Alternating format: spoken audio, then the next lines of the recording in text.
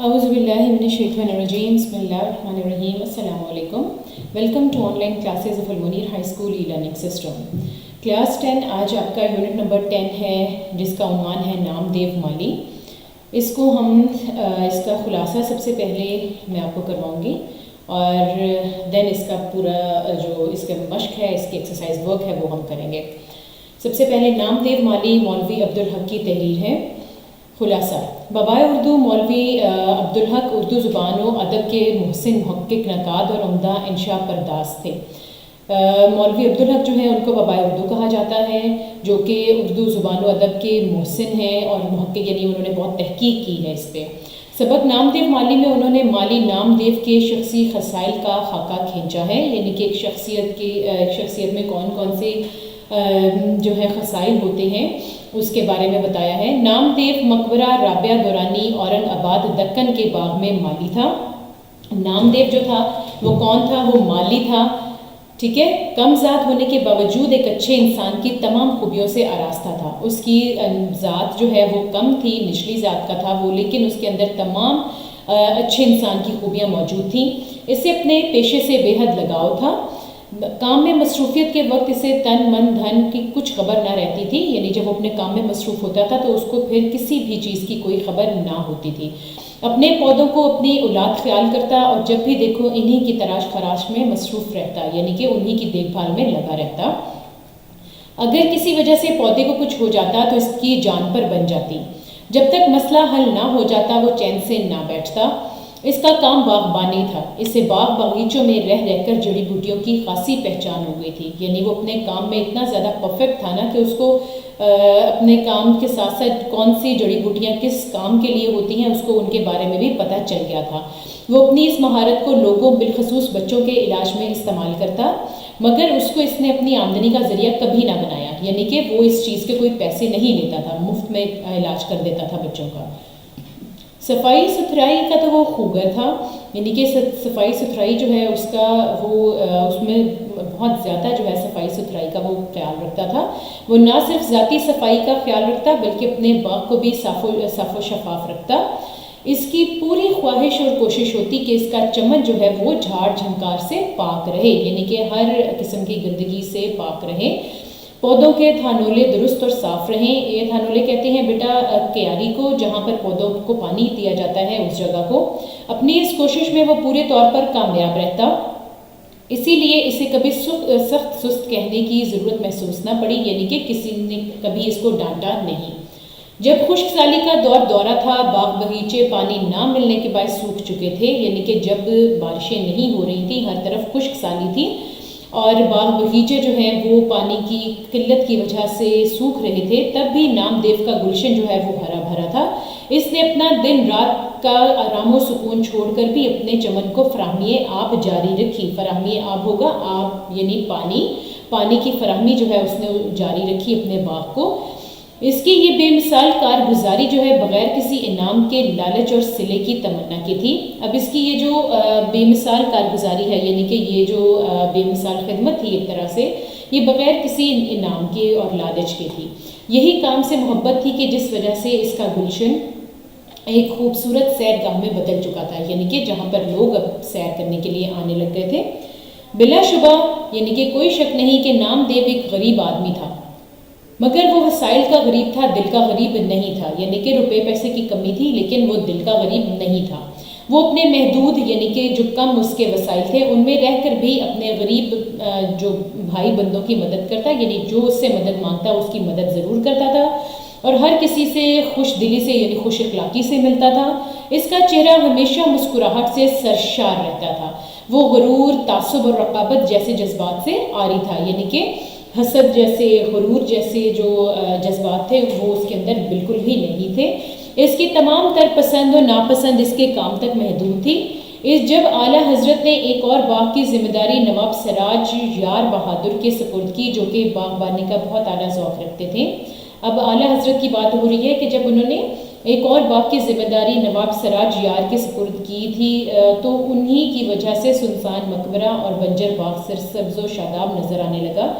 تو نواب سراج یار بہادر جو ہیں انہوں نے مطلب ان کو جو ہے یہ مقبرہ یہ جو رابعہ دورانی اورنگ آباد کا جو مقبرہ تھا، یہاں کے باغ کو بنجر جو باغ تھا اس کو سرسبز و شاداب کرنے میں ان کا بہت عمل دخل تھا، اور اسی کی وجہ سے وہ نام دیو کو بھی بڑی اہمیت دیتے تھے، کیونکہ نام دیو نے ہی ان کے باغ کو بہت خوبصورت بنا دیا تھا، اور اسی وجہ سے نام دیو کو شاہی باغ میں وہ لے گئے تھے۔ شاہی باغ کو خوبصورت اور روح پرور مقام بنانے کے لیے بڑی دور دور سے جو تعلیم حاصل کی ہوئی تھی جن مالیوں نے، اس میں باقاعدہ مطلب تعلیم حاصل کی تھی مالی کی، یعنی کیا کہیں گے اس کو، پروفیشن میں، تو اس میں انہوں نے تعلیم حاصل کی تھی، لیکن نام دیو جو ہے وہ اس نے کوئی تعلیم اس قسم کی حاصل نہیں کی تھی، لیکن اس کا اپنے کام سے لگاؤ تھا، ٹھیک ہے۔ نام دیو ان سب سے مختلف تھا، کیوں؟ وہ پڑھا لکھا تو نہیں تھا، لیکن کام سے لگاؤ اور سچی محبت کی وجہ سے اس کا کام سب سے اچھا ہوتا تھا۔ ایک بار وہ عالم محویت میں مصروف کار تھا، یعنی کہ وہ اپنے کام میں اس قدر مصروف تھا کہ نہ جانے شہد کی مکھیوں کا ایک غضبناک غول کہاں سے آیا، یعنی کہ ایک بہت بڑا غول، ایک بہت بڑا جھنڈ جو ہے شہد کی مکھیوں کا، وہ پتہ نہیں کہاں سے آیا، اور اس کے لیے پیغام اجل بن گیا، یعنی موت کا پیغام بن گیا۔ یہ دوسروں میں مسرتیں تقسیم کرنے والا، یعنی دوسروں کو خوشیاں دینے والا، اور ان کو مسائل کے دلدل سے نکالنے والا خود موت کی دلدل میں اتر گیا، ٹھیک ہے۔ اب نیکسٹ دیکھتے ہیں، اقتباس ہے ہمارے پاس۔ نام دیو مقبرہ رابعہ دورانی اورنگ آباد دکن کے باغ میں مالی تھا، ذات کا ڈھیر جو بہت نیچ قوم خیال کی جاتی ہے، قوموں کا امتیاز مصنوعی ہے اور رفتہ رفتہ نسلی ہو گیا ہے، سچائی، نیکی، حسن کسی کی میراث نہیں، یہ خوبیاں نیچی ذات والوں میں بھی ایسی ہی ہوتی ہیں جیسی اونچی ذات والوں میں۔ سب سے پہلے ہم نے ہیڈنگ دینی ہے اسٹوڈنٹس، حوالہ متن، جس میں ہمارے پاس دو ہیڈنگز آتی ہیں، سبق کا عنوان اور مصنف کا نام۔ سبق کا عنوان میں آپ نے تحریر کرنا ہے نام دیو مالی، اور سیکنڈ مصنف کے نام میں آپ لکھیں گے مولوی عبدالحق۔ نیکسٹ دیکھتے ہیں خط کشیدہ الفاظ کے معنی۔ سب سے پہلے ہے نیچ قوم، یعنی کہ گھٹیا کمتر قوم، پھر ہے سیکنڈ پہ میراث۔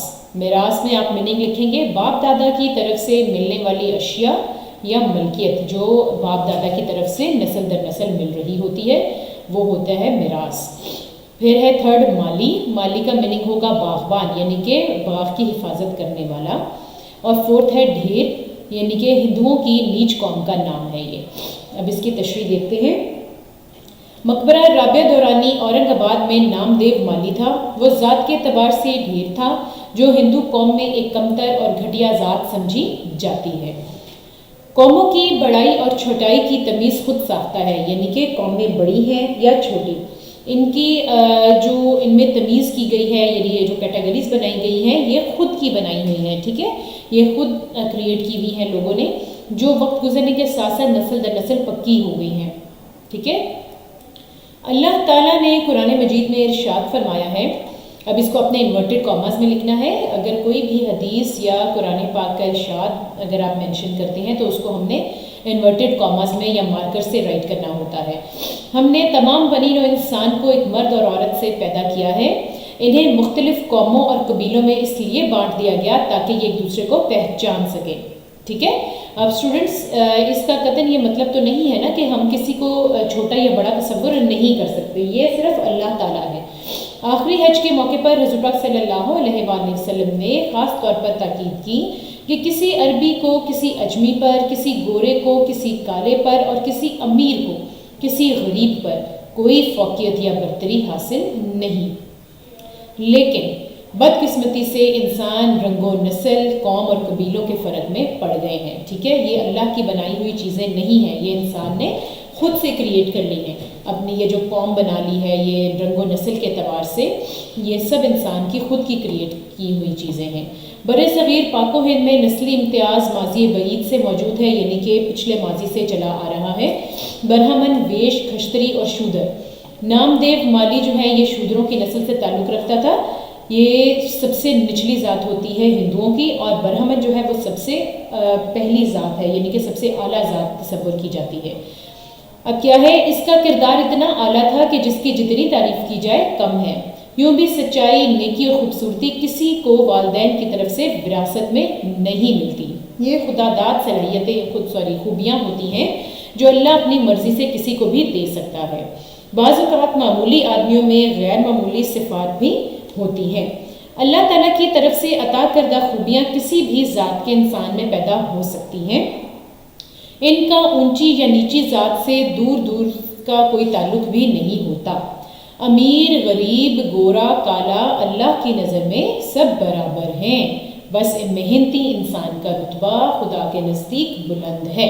ٹھیک ہے، یعنی اس چیز سے کوئی فرق نہیں پڑتا کہ کسی کی ذات کیا ہے، کسی کا رنگ کیا ہے، کسی کی نسل کیا ہے، صرف اور صرف اللہ تعالیٰ ان چیزوں کو بالکل پسند نہیں کرتے۔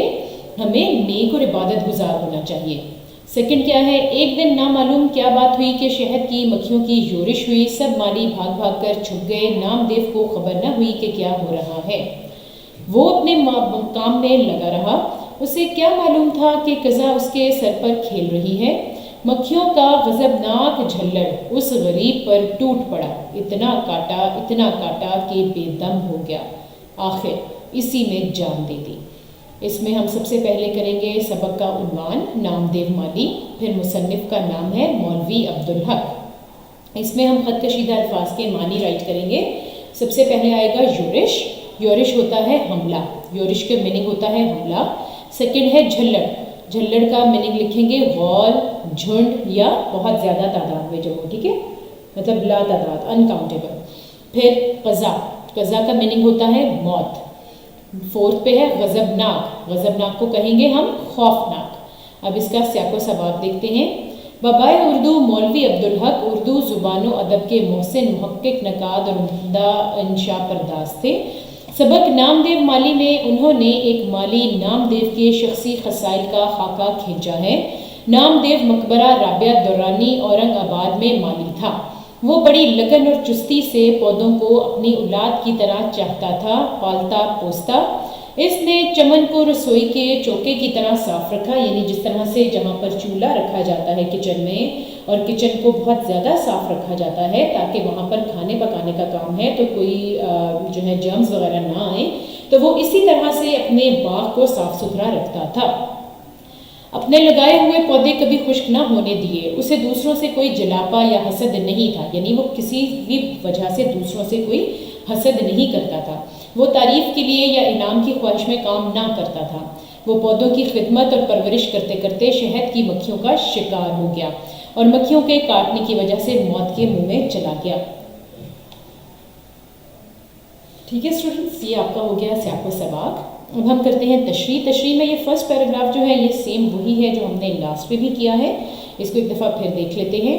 مقبرہ رابعہ دورانی اورنگ آباد میں نامدیو مالی تھا۔ وہ ذات کے اعتبار سے ڈھیر تھا جو ہندو قوم میں سے ایک کمتر اور گھٹیا ذات سمجھی جاتی ہے۔ قوموں کی بڑائی اور چھوٹائی کی تمیز خود ساختہ ہے جو وقت گزرنے کے ساتھ ساتھ نسل در نسل پکی ہو گئی ہے۔ سچائی، نیکی اور خوبصورتی کسی کو والدین کی طرف سے وراثت میں نہیں ملتی۔ یہ خداداد خوبیاں ہوتی ہیں جو اللہ رب العزت کسی کو بھی دے سکتا ہے۔ بعض اوقات معمولی آدمیوں میں غیر معمولی صفات ہوتی ہیں۔ اب اس کی تشریح ان لائنز کی جو ہے ایگزیکٹ وہ دیکھتے ہیں۔ انسان کو اپنے کام سے جتنی محبت ہو وہ اسے اتنی ہی دلچسپی سے سر انجام دیتا ہے۔ ٹھیک ہے، یہ ایک فطرت ہے، فطری عمل ہے کہ جس کام میں ہمیں زیادہ دلچسپی ہوگی ہم اس کو اتنی ہی محنت سے کریں گے، اور اگر ہماری کسی کام میں دلچسپی نہیں ہے تو ہم اس کو محنت سے محبت سے نہیں کر سکتے۔ یہ انسانی فطرت ہے کہ جب اس کی توجہ کسی کام میں جتنی زیادہ ہوتی ہے باقی معاملات میں اس کی توجہ اتنی ہی کم ہو جاتی ہے۔ ٹھیک ہے، جو کام آپ کرنا چاہتے ہو اس میں آپ کی توجہ بھی بہت زیادہ ہوگی اور باقی تمام معاملات میں توجہ جو ہے، دلچسپی جو ہے وہ کم ہو جائے گی۔ اپنے کام سے محبت اور محویت نے نامدیو مالی کو موت سے ہمکنار کر دیا، یعنی کہ موت سے ملوا دیا۔ ایک دن نامدیو مالی اس قدر محو تھا، یعنی مصروف تھا، اسے آس پاس کی کچھ خبر نہ تھی۔ یہ بات سمجھ سے بالاتر ہے، یعنی کہ سمجھ سے باہر ہے کہ ایک دن معلوم نہیں کیا معاملہ ہوا کہ اس کے چمن میں یعنی اس کے باغ میں اچانک لاکھوں کی تعداد میں شہد کی مکھیوں نے حملہ کر دیا۔ باغ میں کام کرنے والے تمام باغبان یعنی کہ جو باغ کی حفاظت کرتے تھے، مالی جو تھے، وہ دوڑ دوڑ کر اپنی جان بچاتے رہے. کچھ ادھر ادھر چھپ گئے، یعنی کہ کچھ وہاں سے دوڑ گئے، کچھ جو ہے ادھر ادھر چھپ گئے. لیکن نامدیو مالی جو ہے دنیا مافیا سے بے خبر اپنے کام میں اس قدر مگن تھا کہ اسے معلوم ہی نہیں ہوا کہ کیا ہو رہا ہے. لیکن نامدیو جو ہے وہ اتنا زیادہ اپنے کام میں مگن تھا، مصروف تھا کہ اسے پتہ ہی نہیں چلا کہ کیا ہو گیا ہے. وہ اس بات سے قطع نظر، یعنی کہ اس کو اس بات کا بالکل پتہ نہیں تھا کہ موت اس کے سر پر کھیل رہی ہے اور فرشتہ اجل یعنی کہ موت کا جو فرشتہ ہے اس کے سر پر پہنچ گیا ہے. شہد کی خطرناک مکھیوں کا ایک ہجوم جو کہ ایک غول کی طرح اکٹھا ہو کر اس کی طرف بڑھ رہا تھا، اس غریب اور نادار ہستی پر شدت سے حملہ کر دیا، یعنی کہ نامدیو مالی پر حملہ کر دیا. اس کو شہد کی مکھیوں نے اتنا کاٹا کہ کاٹ کاٹ کر اسے ادھموا کر دیا اور اس میں جینے کا حوصلہ ہی نہیں رہا. آخر کار وہ زخموں کی تاب نہ لا کر یعنی کہ زخموں کو برداشت نہ کرتے ہوئے اس دنیا سے رخصت ہو گیا اور اپنی جان کی بازی لگا دی، جان دے دی. میرے نزدیک اس کو شہادت نصیب ہوئی ہے. اس نے فن باغبانی کی نہ تو تعلیم حاصل کی تھی، نہ اس کے پاس کوئی ڈپلوما تھا، البتہ کام کی دھن اور لگن جو تھی وہ بہت زیادہ تھی اس میں، اور یہی اس کی جیت کا سبب تھی. ٹھیک ہے، اب نیکسٹ پہ دیکھتے ہیں اسٹوڈنٹ مندرجہ ذیل سوالات کے مختصر جواب دیجیے. سب سے پہلا ہے، نامدیو نے پانی کی قلت کے زمانے میں چمن کو کیسے شاداب رکھا؟ اس کا جواب تحریر کرتے ہیں. وہ دور دور سے ایک ایک گھڑا پانی کا سر پر اٹھا کر لاتا اور پودوں کو سینچتا. یہ وہ وقت تھا کہ قحط نے لوگوں کے اوسان خطا کر رکھے تھے اور انہیں پینے کو پانی میسر نہیں تھا، یعنی مشکل سے میسر آتا تھا. مگر یہ خدا کا بندہ کہیں نہ کہیں سے پانی لے ہی آتا اور اپنے پودوں کی پیاس بجھاتا. جب پانی کی قلت اور بڑھی تو اس نے راتوں کو بھی پانی ڈھو ڈھو کر لانا شروع کر دیا، یعنی کہ اٹھا اٹھا کر لانا شروع کر دیا. پانی کیا تھا؟ یوں سمجھیے کہ آدھا پانی اور آدھی کیچڑ ہوتی تھی. لیکن یہی گدلا پانی جو ہے پودوں کے حق میں آب حیات تھا، یعنی کہ پودوں کے لیے یہی جو پانی تھا، گندا پانی جو تھا، یہ زندگی کی نوید تھا. ٹھیک ہے. سیکنڈ کیا ہے، نامدیو مالی نے انعام لینے سے کیوں انکار کیا؟ جواب ہے، اس کا کہنا تھا کہ اپنے بچوں کے پالنے پوسنے میں کوئی انعام کا مستحق نہیں ہوتا. کیسی ہی تنگی ترشی ہو وہ تو ہر حال میں ہی کرنا پڑتا ہے. تھرڈ دیکھتے ہیں، لوگ بچوں کے علاج کے لیے نامدیو کے پاس کیوں آتے تھے؟ اس کا جواب ہے، باغوں میں رہتے رہتے اسے جڑی بوٹیوں کی بھی شناخت ہو گئی تھی. خاص کر بچوں کے علاج میں اسے بڑی مہارت تھی. دور دور سے لوگ اس کے پاس بچوں کے علاج کے لیے آتے تھے. نیکسٹ ہے، نامدیو کی موت کا سبب کیا تھا؟ اس کا جواب تحریر کرتے ہیں. مکھیوں کا غضبناک جھلڑ اس غریب پر ٹوٹ پڑا، اتنا کاٹا کہ بے دم ہو گیا، آخر اسی میں جان دے دی. نیکسٹ کوشچن ہے، مصنف کے خیال میں اچھا انسان کیسے بنا جا سکتا ہے؟ جواب دیکھتے ہیں، ہر شخص میں قدرت نے کوئی نہ کوئی صلاحیت رکھی ہے. اس صلاحیت کو درجہ کمال تک پہنچانے میں ساری نیکی اور بڑائی ہے. درجہ کمال تک نہ کبھی کوئی پہنچ سکتا ہے نہ پہنچا ہے، لیکن وہاں تک پہنچنے کی کوشش ہی میں انسان بنتا ہے. اس کا مطلب یہ ہے اسٹوڈنٹس کہ ہر شخص میں اللہ تعالیٰ نے کوئی نہ کوئی صلاحیت ضرور رکھی ہے، اور اس صلاحیت کو وہ کس طرح سے اس صلاحیت سے نیکی اور بڑائی کے کام لے سکتا ہے، یہی اصل چیز ہے، اور اسی وجہ سے ایک انسان جو ہے وہ سلمانوں میں انسان بنتا ہے. نیکسٹ ہے، نامدیو مالی کے اوصاف میں سب سے نمایاں وصف کیا ہے، یعنی خوبی کیا ہے؟ اس کا جواب ہے، اپنے کام سے محبت اور لگاؤ. اب نیکسٹ ہے سوال نمبر 2. متن کو مد نظر رکھ کر درست جواب پر ٹک کا نشان لگائیں.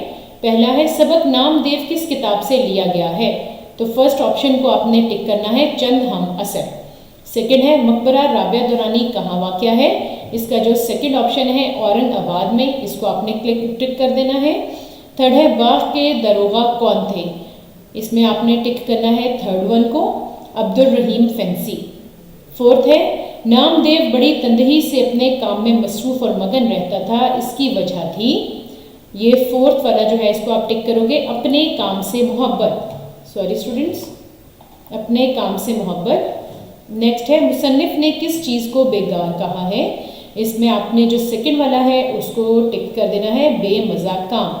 ٹھیک ہے, جس کام میں مزہ نہیں ہو وہ انسان کا کرنے کو دل ہی نہیں کرتا. ٹھیک ہے نا. مصنف نے انسان کو فطری کمزوری کی بنا پر کہا ہے, کیا کہا ہے؟ تھرڈ والے کو آپ نے ٹک کر دینا ہے کاہل اور کام چور. نیکسٹ ہے گدلا پانی پودوں کے لیے تھا, یہ فورتھ والا یعنی آب حیات. آب حیات کو آپ نے ٹک کر دینا ہے. نیکسٹ ہے درجہ کمال تک پہنچنے کے لیے ضروری ہے, کیا ضروری ہے؟ فرسٹ والا جدوجہد. پھر نیکسٹ ہے ڈاکٹر سراج الحسن کی ایک خوبی یہ تھی کہ وہ تھے, کیا تھے؟ تھرڈ والے کو آپ نے ٹک کرنا ہے مردم شناس, یعنی کہ انسان کو پہچاننے والے. اب ہے ہمارے پاس سوال نمبر 3. سبق نام دیو مالی کا متن مد نظر رکھ کر درست یا غلط پر نشان لگائیں. سب سے پہلا ہے سچائی, نیکی اور حسن کسی کی میراث نہیں, یہ درست ہے. سیکنڈ ہے نام دیو پھولوں اور پھلوں کی شناخت رکھتا تھا, یہ رانگ ہے. نیکسٹ ہے نام دیو مالی 2 بچوں کا باپ تھا, یہ بھی رانگ ہے. درجہ کمال تک پہنچنے کی کوشش سے ہر کوئی درجہ کمال تک پہنچ سکتا ہے, یہ بھی رانگ ہے. نام دیو مالی مقبرہ رابعہ دورانی کے باغ میں چوکیدار تھا, یہ بھی رانگ ہے. بے مزہ کام نہیں بیکار ہے, یہ درست ہے. نام دیو بچوں کے علاج میں بڑی مہارت رکھتا تھا, یہ آپ نے درست کرنا ہے. یہاں پر بائی چانس بائی مسٹیک جو ہے غلط کے اوپر ٹک ہوا ہوا ہے. آگے ہے باغ کے دروغ کو دوسروں سے کام لینا نہیں آتا تھا, یہ غلط ہے. نام دیو مالی شہد کے مکھیوں کے کاٹنے سے فوت ہو گیا, یہ درست ہے. نیکسٹ ہے خلاصہ, وہ ہم کر چکے ہیں.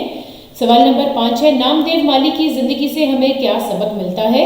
اس کا جواب ہے نام دیو مالی کی زندگی سے ہمیں سبق ملتا ہے کہ ہمیں اپنے کام سے سچا عشق ہونا چاہیے, سادگی, عاجزی اور دوسروں کی مدد کے اوصاف اپنانے چاہیے. انسان ذات کا بڑا ہو یا چھوٹا, اگر اس کی زندگی میں یہ اوصاف ہے تو وہ عظیم آدمی ہے. ٹھیک ہے, یعنی اس میں کیا کہا گیا ہے کہ ہمیں اپنے کام سے, جو بھی ہم کام کریں بڑی ایمانداری سے ہمیں کرنا چاہیے, اور ہمیں اپنے کام سے سچی لگن ہونی چاہیے, سچی محبت ہونی چاہیے, اور ہمارے اندر جو ہے سادگی, عاجزی اور دوسروں کی مدد کرنے کی خوبیاں ہونی چاہیے.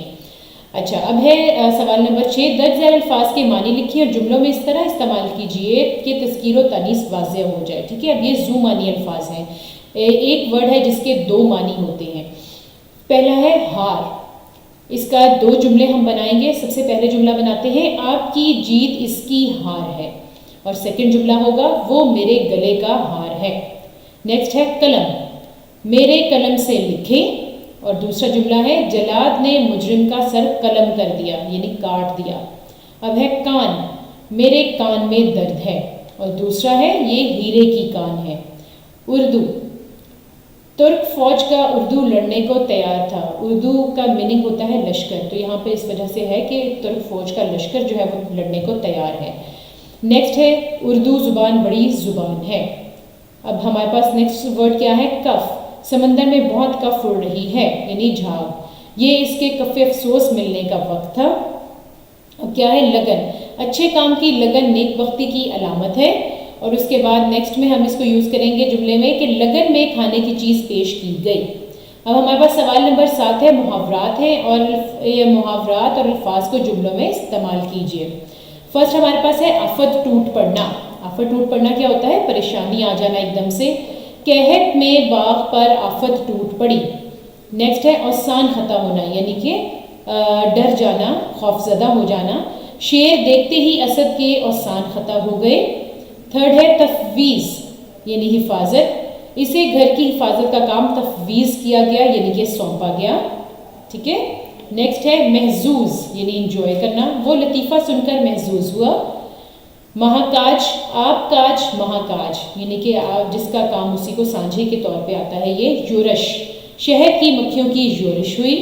بشاشت, بیماری میں چہرے پر بشاشت نظر نہیں آتی, یعنی کہ تازہ دم چہرہ نظر نہیں آتا. بے دم ہونا, مکھیوں نے نام دیو کو اتنا کاٹا کہ وہ بے دم ہو گیا. لاسٹ ہے سیوا, نام دیو نے پودوں کی سیوا کی, یعنی خدمت کی. اب سوال نمبر 8 ہے درج ذیل الفاظ کے متضاد لکھیں. سب سے پہلا ورڈ ہے ہمارے پاس مصنوعی. مصنوعی کا میننگ لکھیں گے حقیقی. سیکنڈ پہ ہے توانا, توانا کا میننگ ہوگا ناتواں. تھرڈ ہے تندرست, तंदुरुस्त का मीनिंग है बीमार। फिर है तौकीर, तौकीर का मीनिंग है बेइज्जती। फिर है मोहब्बत, मोहब्बत के मुतज़ाद लिखेंगे नफ़रत।